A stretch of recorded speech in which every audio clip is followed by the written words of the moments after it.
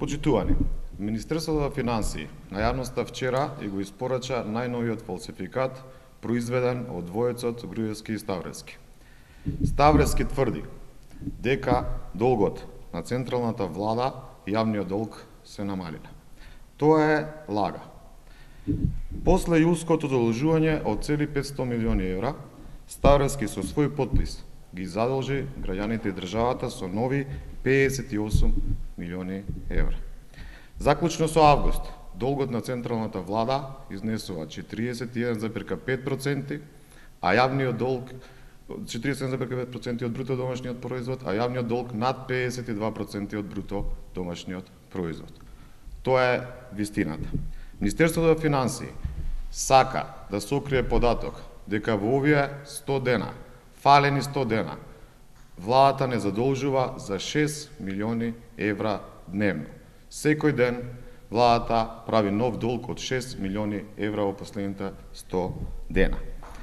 За да го сокрие ова, Министерството за финансии објавува нејасна табела за следење на јавниот долг во кој не постои податок за вредноста на бруто домашниот производ. Зошто е тоа така, би сакале на кратко да објасниме. Ставрески и Груевски за ова го користат Државниот завод за статистика. И еве конкретно на кратко како изгледа оваа манипулација. Во март 2014 година Државниот завод за статистика излезе со податок дека стапката на реалниот раст на бруто домашниот производ за 2013 година изнесува 3,1%. Со оваа бројка 3,1% до денеска владата се фалеше секаде дека тоа е како и секогаш најголемиот раст на бруто домашниот производ во Европа и пошироко. Во истиот тој момент во март Државниот завод за статистика излезе и со податок за номиналната вредност на бруто домашниот производ.